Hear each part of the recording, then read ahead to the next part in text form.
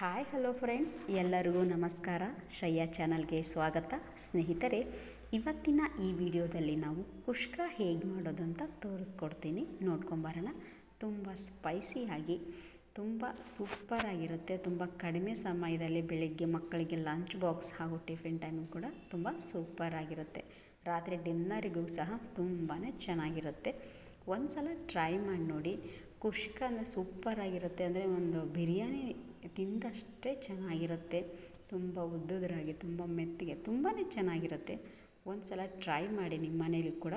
ಹೇಗೆ ಮಾಡೋದು ಅಂತ ನೋಡ್ಕೊಂಬರೋಣ. ಇವಾಗ ಏನು ಪದಾರ್ಥ ಬೇಕು ಅಂತ ತೋರಿಸ್ಕೊಡ್ತೀನಿ. ನಾನಿಲ್ಲಿ ಮೊದಲನೇದಾಗಿ 1 ಕಪ್ಪಷ್ಟು ಬಾಸುಮತಿ ತೊಗೊಂಡಿದ್ದೀನಿ, ಹಾಗೂ ಅರ್ಧ ಕಪ್ಪಷ್ಟು ನಾನಿಲ್ಲಿ ಸೋನಾ ಮಸೂರಿ ಸೇರಿಸಿದ್ದೀನಿ. ಇದನ್ನು ನಾನಿಲ್ಲಿ ಒಂದು 20 ನಿಮಿಷಗಳ ಕಾಲ ನೆನೆ ಹಾಕ್ತಾಯಿದ್ದೀನಿ. ಚೆನ್ನಾಗಿ ತೊಳೆದ್ಬಿಟ್ಟು ನಂತರ ನಾನಲ್ಲಿ ಮಸಾಲೆಗೆ ಒಂದು ಜಾರ್ಗೆ ನಾನಿಲ್ಲಿ ಪುದೀನ ಸೊಪ್ಪು ಹಾಗೂ ಕೊತ್ತಂಬರಿ, 4 ಮೆಣಸಿನ್ಕಾಯಿ, ಕಲರ್ ಚೇಂಜ್ ಆಗದೇ ಇರಲಿ, ಕಪ್ಪಿಗೆ ಬರದೇ ಇರಲಿ, ಗ್ರೀನಿಶ್ ಆಗಿರಲಿ ಅಂತ ನಾನು ಸ್ವಲ್ಪ ಸಾಲ್ಟ್ ಸಹ ತೊಗೊಂಡಿದ್ದೀನಿ. ಇದನ್ನ ಗ್ರೈಂಡ್ ಮಾಡ್ಕೊಳ್ಳೋಣ. ನೆಕ್ಸ್ಟ್ ನಾನಿಲ್ಲಿ ಸ್ಟವ್ ಮೇಲೆ ಒಂದು ಪಾತ್ರೆ ಇಟ್ಟು 4 ಸ್ಪೂನಷ್ಟು ಎಣ್ಣೆ ಹಾಗೂ 2 ಸ್ಪೂನಷ್ಟು ನಾನಿಲ್ಲಿ ತುಪ್ಪವನ್ನು ಸೇರಿಸ್ಕೊತಿದ್ದೀನಿ. ನೀವು ಬರೀ ತುಪ್ಪದಲ್ಲೂ ಸಹ ಇದನ್ನು ಮಾಡ್ಬೋದು, ತುಂಬ ಚೆನ್ನಾಗಿರುತ್ತೆ. ನಾನಿಲ್ಲಿ ಎರಡನ್ನ ಮಿಕ್ಸ್ ಮಾಡಿ ತೊಗೊಂಡಿದ್ದೀನಿ. ನೆಕ್ಸ್ಟ್ ನಾನಿಲ್ಲಿ ಎಣ್ಣೆ ಸ್ವಲ್ಪ ಕಾದಿದೆ, ಆಗಲೇ ನಾನು ಸ್ಪೈಸಸ್ ಸಹ ಸೇರಿಸ್ತಾ ಇದ್ದೀನಿ. ಏಲಕ್ಕಿ, ಲವಂಗ, ಜಾಪತ್ರೆ ಎಲ್ಲ, ಚಕ್ಕೆ ಎಲ್ಲವನ್ನು ತೊಗೊಂಡು ಕಡಿಮೆ ಉರಿಯಲ್ಲಿ ಫ್ರೈ ಮಾಡಿ, ನೆಕ್ಸ್ಟ್ ನಾನಿಲ್ಲಿ 1 ಈರುಳ್ಳಿನ ಸ್ಲೈಸ್ ಮಾಡಿ ಕಟ್ ಮಾಡ್ಕೊಂಡಿದ್ದೆ, ಅದನ್ನು ಚೆನ್ನಾಗಿ ಫ್ರೈ ಮಾಡ್ತಾಯಿದ್ದೀನಿ. ಚೆನ್ನಾಗಿ ಫ್ರೈ ಆದಮೇಲೆ ಇದಕ್ಕೆ ನಾನಿಲ್ಲಿ ಅಲ್ಲ ಮತ್ತು ಬೆಳ್ಳುಳ್ಳಿನ ಚೆನ್ನಾಗಿ ಕುಟ್ಟಿ ತೊಗೊಂಡಿದ್ದನ್ನು ಚೆನ್ನಾಗಿ ಹಸಿ ವಾಸನೆ ಹೋಗೋವರೆಗೂ ಫ್ರೈ ಮಾಡ್ತಾಯಿದ್ದೀನಿ.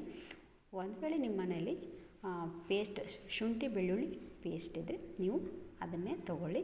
ನಾನಿಲ್ಲಿ ಆಗಲೇ ತೋರಿಸಿದ್ನಲ್ಲ ಆ ಮಸಾಲೆನೇ ಸಹ ರುಬ್ಕೊಂಡು ಬಂದಿದ್ದೀನಿ. ಇವಾಗ ಆ್ಯಡ್ ಮಾಡ್ತಾಯಿದ್ದೀನಿ. ಚೆನ್ನಾಗಿ ಹಸಿ ಸ್ಮೆಲ್ ಹೋಗಿ ಎಣ್ಣೆ ಎಲ್ಲ ಬಿಟ್ಕೊಳೋ ಥರ ನಾವು ಇದನ್ನು ಚೆನ್ನಾಗಿ ಫ್ರೈ ಮಾಡ್ಕೊಳ್ಳೋಣ. ಚೆನ್ನಾಗಿ ಎಣ್ಣೆ ಬಿಟ್ಕೊಂಡಿದೆ. ಇವಾಗ ನಾನು ಇದಕ್ಕೆ 1 ಟೊಮೆಟೊನೂ ಸಹ ಸೇರಿಸಿ ಈಗ ಫ್ರೈ ಮಾಡ್ತಾಯಿದ್ದೀನಿ. ಚೆನ್ನಾಗಿ ಫ್ರೈ ಮಾಡ್ಕೊಳ್ಳೋಣ ಸ್ವಲ್ಪ ಟೊಮೆಟೊನ್ನು. ನೆಕ್ಸ್ಟ್ ಇದಕ್ಕೆ ಫ್ರೈ ಆದಮೇಲೆ ಸ್ಪೈಸಸ್ ಹಾಕ್ಕೊತಾ ಇದ್ದೀನಿ. ನಾನಿಲ್ಲಿ ಖಾರ, ಆಮೇಲೆ ನಾನಿಲ್ಲಿ ಅರಿಶಿನ ತೊಗೊಂಡಿದ್ದೀನಿ, ಆಮೇಲೆ ಗರಂ ಮಸಾಲ ಸಹ ತೊಗೊಂಡಿದ್ದೀನಿ. ಎಲ್ಲವನ್ನು ಸೇರಿಸಿದ್ದಕ್ಕೆ ನಾವು ಹಾಕಿ ಮಿಕ್ಸ್ ಮಾಡ್ಕೊಳ್ಳೋಣ. ಚೆನ್ನಾಗಿ ಮಿಕ್ಸ್ ಮಾಡ್ಕೊಂಡ ನಂತರ ನಾನಿಲ್ಲಿಗೆ 1-2 ಮಿನಿಟ್ಸ್ ಅಷ್ಟು ಕ್ಯಾಪ್ ಮುಚ್ಚಿದ್ದಕ್ಕೆ ಚೆನ್ನಾಗಿ ಹಸಿ ಸ್ಮೆಲ್ ಹೋಗಿ ಒಳ್ಳೆ ಎಣ್ಣೆ ಬಿಡೋ ಥರ ನಾವು ಇದನ್ನ ಫ್ರೈ ಮಾಡ್ಕೊಳ್ಳೋಣ. ನೋಡಿ, ಈಗ ಚೆನ್ನಾಗಿ ಫ್ರೈ ಆಗಿದೆ. ಇದಕ್ಕೆ ನಾವು ನೆಕ್ಸ್ಟ್ ನೀರು ಹಾಕ್ಕೊಳ್ಳೋಣ. ನಾನಿಲ್ಲಿ 1 ಬೌಲ್ ಅಕ್ಕಿಗೆ 2 ಬೌಲಷ್ಟು ನೀರು ಹಾಕ್ಕೊತಿದ್ದೀನಿ. ನೀವು ಕುಕ್ಕರಲ್ಲಿ ಮಾಡೋ ಹಾಗಿದ್ದರೆ 2 ನೀರು ತೊಗೊಳ್ಳಿ, 2 ಗ್ಲಾಸಷ್ಟು ನೀರು ಹಾಕ್ಕೊಳ್ಳಿ. ಒಂದು ವೇಳೆ ನೀವು ಹೊರಗಡೆ ನಾರ್ಮಲ್ ಪಾತ್ರೆಗೆ ಮಾಡ್ಕೊಳೋ ಹಾಗಿದ್ದರೆ ನೀವು 1.5 ನೀರು ಹಾಕ್ಕೊಳ್ಳಿ. ನಾನಿಲ್ಲಿ ರುಚಿಗೆ ತಕ್ಕಷ್ಟು ಉಪ್ಪು ಸಹ ಸೇರಿಸಿ ನಾನೊಂದು ಸ್ಟಿರ್ ಕೊಡ್ತಾಯಿದ್ದೀನಿ. ನೀವು ಹೇಳಿದ್ನಲ್ಲ ಆಗಲೇ, ಒಂದು ವೇಳೆ ನೀವು ಕುಕ್ಕರ್ಗಾದರೆ 2 ವಿಸಿಲ್ ತೊಗೊಳ್ಳಿ. ನಾನಿಲ್ಲಿ ಉಪ್ಪು ಸ್ವಲ್ಪ ಕರಗಿದ ಮೇಲೆ ಅಕ್ಕಿನೂ ಸಹ ಸೇರಿಸಿ ನಾನಿಲ್ಲಿ 1 ಸ್ಟಿರ್ ಕೊಡೋಣ. ಅಕ್ಕಿ ಹಾಕಿದ ತಕ್ಷಣ ಯಾವಾಗಲೂ ಲಿಡ್ ಕ್ಲೋಸ್ ಮಾಡಬಾರ್ದು.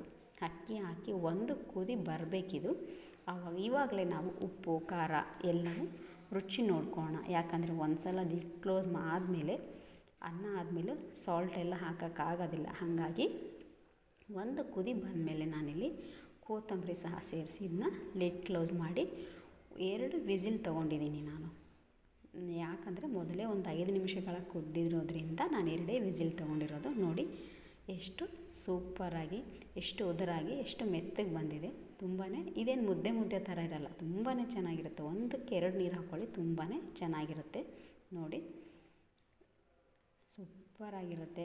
ಖಂಡಿತ ನಿಮ್ಮ ಮನೇಲಿ ಒಂದು ಸಲ ಟ್ರೈ ಮಾಡಿ ನೋಡಿ. ಸೂಪರ್. ಇದು ಏನದು, ತುಂಬ ಬಿರಿಯಾನಿ ತಿಂದಷ್ಟೇ ಸಖತ್ತಾಗಿರುತ್ತೆ. ಈ ವಿಡಿಯೋ ನಿಮಗೆ ಇಷ್ಟ ಆಗಿದ್ದರೆ ಲೈಕ್ ಮಾಡಿ, ನಿಮ್ಮ ಅನಿಸಿಕೆಗಳನ್ನ ಕಮೆಂಟ್ ಮಾಡಿ, ಹಾಗೂ ನಿಮ್ಮ ಫ್ರೆಂಡ್ಸ್ಗೂ ಸಹ ಶೇರ್ ಮಾಡಿ. ನೀವು ಒಂದು ಲೈಕ್ ನನಗೆ ಕೊಡೋದ್ರಿಂದ ನಾನು ಮುಂದಿನ ಒಂದು ಅಡುಗೆ ಮಾಡೋದಕ್ಕೆ ನನಗೆ ಮೋಟಿವೇಟ್ ಆಗುತ್ತೆ. ಹಾಗಾಗಿ ನನಗೆ ಲೈಕ್ ಮಾಡಿ, ಶೇರ್ ಮಾಡಿ. Thank you.